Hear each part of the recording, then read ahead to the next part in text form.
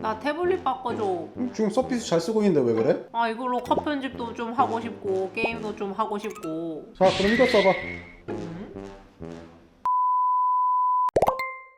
안녕하세요. JN테크 리뷰의 토토시입니다. 오늘은 한국에서 보기 어려운 기기를 가져왔는데요. 바로 미니스포럼의 V3 태블릿입니다. 서피스같이 윈도우 OS로 구동되는 태블릿인데 UMPC의 스펙을 갖춘 제품이라고 보시면 된다. 저도 서피스 프로를 서브 기기로 잘 사용하고 있긴 하지만 쓰면 쓸수록 조금 성능이 아쉽더라고요. 이걸로 게임도 하고 싶고 간단한 영상 컷 편집 정도는 하고 싶다. 이런 생각이 들 때가 많았거든요. 근데 얘가 UMPC 게임기급 스펙을 갖고 있다고 하니까 이건 못 참지! 이게 국내에 정발된 제품이 아니라서 직구로 구매하는 수밖에 없는데 감사하게도 구독자분께서 한 달 넘게 이 제품을 대여해주겠다고 하셔가지고 자세히 테스트를 하면서 실제 사용감은 어떤지 확인을 해볼 수 있었습니다. 그런데 확실히 서피스 프로보다 스펙이 좋다 보니까 성능 향상은 체감이 되는데 의외로 함정 카드들이 꽤 있더라고요. 과연 어떤 제품인지 어떤 함정이 있는지 같이 한번 알아보도록 하겠습니다. 미니스포럼은 주로 미니 PC를 만드는 중국 제조사인데요. 그래서 이름이 미니스포럼인 건가? 올해 초에 이런 태블릿 형태인 V3를 출시했다고 합니다. 왜 V3냐? 태블릿 모드, 노트북 모드, 휴대용 모니터 모드 이렇게 세 가지로 활용을 할 수가 있어서 그렇다고 하더라고요. 이 제품은 다른 것보다 스펙 시트가 넘사벽이라서 국내 UMPC 커뮤니티에서 관심을 많이 받았었거든요. 일단 14인치 크기의 윈도우 태블릿이고요. 서피스 같은 윈도우 태블릿처럼 타입 커버도 있고 펜 입력도 지원되는 폼팩터입니다. 여기서 특이한 점은 보통 UMPC에 들어가는 라이젠 7 8840U CPU가 탑재됐다는 거. 이건 라데온 780M 내장 그래픽이 달려있어서 어지간한 게임도 돌아가는 스펙이죠. 램은 온보드이지만 32GB라서 넉넉하고요. 2.5K 해상도에 165Hz 주사율 디스플레이가 달려있는데요. 특이하게 디스플레이 인도 지원되는 C포트가 있어서 휴대용 모니터처럼도 활용할 수가 있다는 거. 이쯤 되면 기존 서피스 사용자분들은 눈이 뒤집어질만 하죠. 국내 직구 가격은 130만원 정도, 지금은 140에서 150만원 정도 줘야 되는 것 같더라고요. 보통 사양이 훨씬 낮은 서피스 프로 기본 옵션이 130만원 정도, UMPC도 비슷한 스펙 기준으로 100에서 160만원 정도 하니까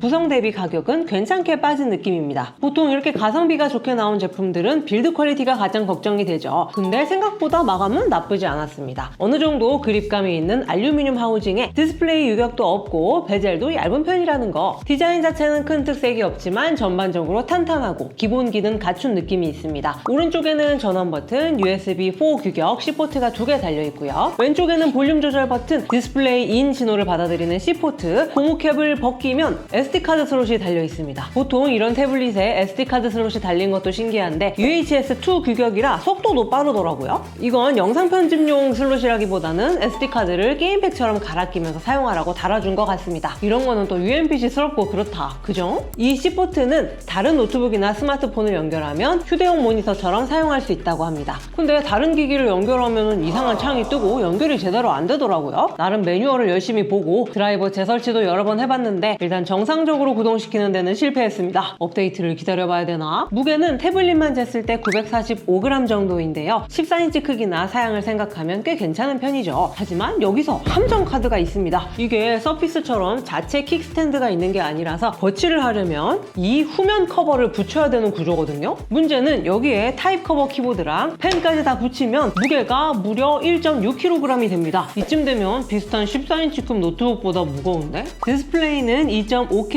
해상도에 165Hz 주사율 글레어 타입인 IPS 패널입니다. 반사는 엄청 심하진 않고 그냥 일반적인 태블릿 수준, P3 100% 세격에 최대 밝기 500니트, 델타 E 값도 2 이하로 전반적인 색감이나 시인성도 좋은 편입니다. 잔상도 별로 없어서 전반적으로 디스플레이 패널은 가격 대비 상당히 괜찮다고 느껴졌어요. 홍보 자료를 보면 스피커는 쿼드 채널이라고 자랑을 하던데 그냥 평범한 수준, 서피스랑 비교해보면은 서피스가 더 좋습니다. 스피커가 많이 달려있다고 무조건 좋은 거는 아니구나. 절대적으로 보면 나쁜 스피커는 아닌데 괜히 쿼드 스피커라고 기대를 갖고 계시면 살짝 실망하실 수 있을 것 같아요.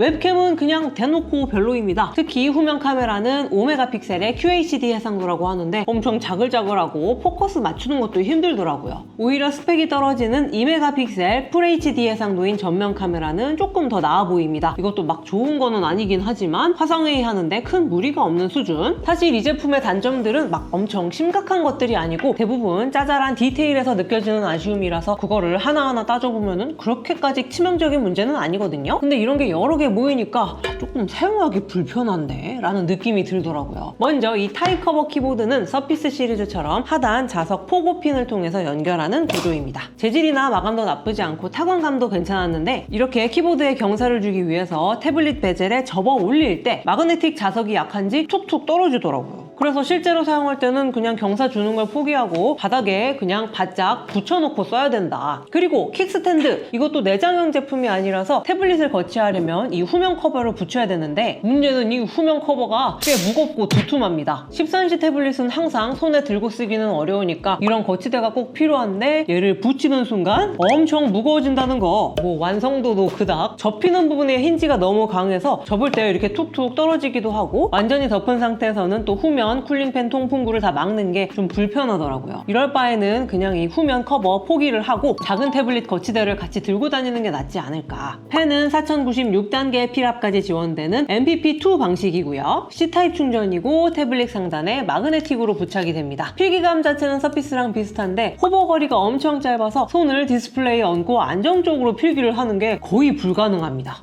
이 펜을 제대로 쓰시려면 터치 방지용 드로잉 장갑을 따로 구비해 두셔야 되지 않을까. 무엇보다 태블릿을 조금 사용하다 보면 발열이 심해서 손에 쥐고 사용하기는 좀 불편하더라고요. CPU가 있는 중앙 상단부는 50도 이상 가는데 태블릿 모드로 쓰다 보면은 여기가 생각보다 손이 자주 갑니다. 게다가 상단에 쿨링팬 배기구 구멍이 있어서 손에 들었을 때 뜨거운 부분을 피해서 잘 잡아야 된다는 거. 아니 8인치짜리 UMPC도 요즘 발열 제어가 잘 되는데 14인치 태블릿은 왜 이러나요? 라고 생각하실 수도 있지만 사실 이건 이런 형태의 제품이면 어쩔 수 없이 안고 가야 하는 단점이기는 합니다. 쿨링은 히트싱크 면적, 그러니까 두께가 가장 큰 영향을 끼치는데요. UMPC는 크기가 작아도 두툼하게 만들 수 있으니까 생각보다 큰 히트싱크를 넣을 수가 있습니다. 하지만 태블릿은 얇게 만들어야 되니까 그게 상대적으로 어렵다는 거. 미니스포럼 V3 내부 쿨링 구조를 보면 양방향 듀얼 쿨링팬에 히트 파이프도 4줄이나 달려있거든요. 쿨링 설계가 체급 대비 되게 잘 되어 있기는 한데 오히려 이 히트 파이프 때문에 표면으로 열이 더 빨리 전달되는 거 아닌가 싶더라고요. 이 제품은 파워 밸런스, 파워 세이브, 파워 프리미엄 이렇게 3가지 성능 모드를 제공합니다. 각각 CPU 목표 전력을 15W, 22W, 28W로 설정을 하더라고요. CPU에 100% 부하를 주는 스트레스 테스트를 돌려보니까 목표 전력에서 안정적으로 유지되는 것을 확인할 수가 있었습니다. 테스트 중에도 의외로 CPU 코어 온도는 70도 전후로 뜨겁지가 않았었거든요. 그러니까 아까 말씀드렸던 것처럼 표면 온도가 높은 것은 코어 온도 조절이 안 돼서 그런 게 아니라 그냥 이 태블릿 폼팩터의 한계라고 봐야 할 것 같습니다. 펜 소음은 파워 프리미엄 모드에서 최대 46dB, 파워 밸런스 모드에서 약 42dB, 파워 세이브 모드에서는 거의 들리지 않는 수준이었습니다. 이거는 대략 일반적인 저전력 휴대용 노트북과 비슷한 수준. 성능은 일반적인 라이젠 7840U나 8840U 사양인 UMPC와 비슷한 정도로 나와줍니다. 사실 이런 제품들은 대부분 목표 전력을 28W로 잡고 세팅을 하니까 어떻게 보면 당연한 결과겠죠. CPU 성능을 가늠할 수 있는 시네벤치 R23에서는 싱글코어 1608점, 멀티코어 12599점이 나왔습니다. 7840U CPU와 구조적으로 거의 비슷한 Z1 익스트림 프로세서가 달린 ROG 얼라인은 TDP가 30W로 조금 더 높아서 그런지 점수가 살짝 더 좋게 나오긴 하더라고요. 인텔 코어 울트라 프로세서와 비교해도 CPU 점수는 다 비슷해 보입니다. 그래픽 점수를 평가하는 3D마크 타임스파이는 3052점으로 28W급 780M 내장 그래픽 제품 중에서 평균적인 수준입니다. 이런 성능으로 어떤 게임을 돌릴 수가 있는가? 아무리 성능이 좋다고 해도 내장 그래픽으로 돌아가는 태블릿이기 때문에 일반 게이밍 노트북처럼 AAA급 게임을 고해상도로 플레이하기는 어렵다고 생각을 하셔야 됩니다. 그래도 성능을 과도하게 요구하지 않는 인디 게임 계열은 충분히 쾌적하게 플레이할 수가 있었고요. 오버워치2는 낮은 그래픽 옵션으로 훈련장에서 110프레임 넘게 나왔고 실전도 충분히 가능했습니다. 그렇지만 주로 화면 전환이 빠른 캐릭터로 플레이를 한다면 경쟁전은 조금 불안할 수도 있겠죠. 로스트아크나 디아블로4, 검은 사막같이 어느 정도 그래픽 성능을 요구하는 온라인 게임은 FHD 해상도에 옵션 타협을 하면 대체로 60프레임을 방어할 수 있었습니다. 이렇게 정리하는 용도로는 문제없는 수준이었고요. AAA급 게임은 경우에는 정말 극한으로 옵션 타협을 해도 60프레임 방어는 좀 어렵다는 거. 그래도 어느 정도 느긋하게 즐길 수 있는 싱글 패키지 게임은 50프레임 전후로도 즐기는 데는 큰 무리가 없었습니다. 배터리는 50.8Wh 용량이라 엄청 크지는 않습니다. 그러다 보니 충전기 연결 없이 게임을 할 경우에는 길어도 1시간 반 정도, 가벼운 작업도 4-5시간 정도밖에 버티지 못하더라고요. 게임이야 전력 소모가 크니까 그렇다 쳐도 가벼운 작업을 할 때도 배터리가 빨리 소모되는 편이라서 외부에서 오래 사용을 해야 할 때는 꼭 보조 배터리나 충전기를 같이 들고 다니시는 것이 좋지 않을까. 일단 이 미니스포럼 V3의 스펙시트만 놓고 보면 가격 대비 완벽한 제품처럼 느껴지는 것은 맞습니다. 780M 내장 그래픽이 달린 최신 라이젠 프로세서가 들어있고 CPU의 28W를 안정적으로 잘 유지할 수 있는 설계고 체급 대비 무게도 가볍게 잘 뽑아냈고 디스플레이나 스피커,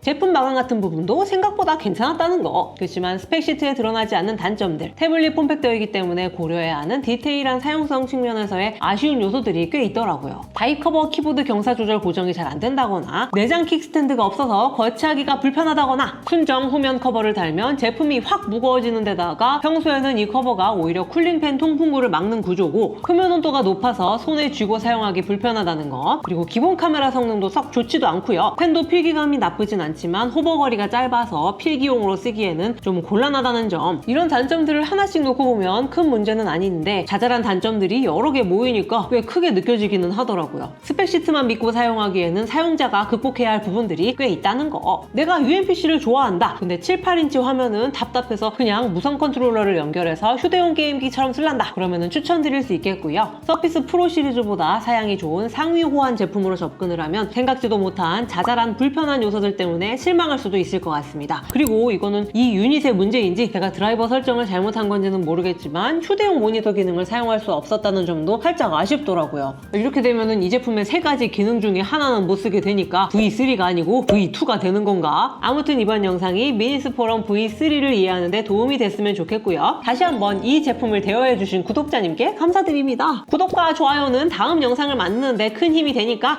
가시기 전에 꼭 한번 눌러주시면 감사하겠습니다. 그럼 다음 영상에서 만나요. 안녕! 그래, 이건 애초에 게임기처럼 쓰라고 만든 물건이요. 뭐 아이 이게 맞지.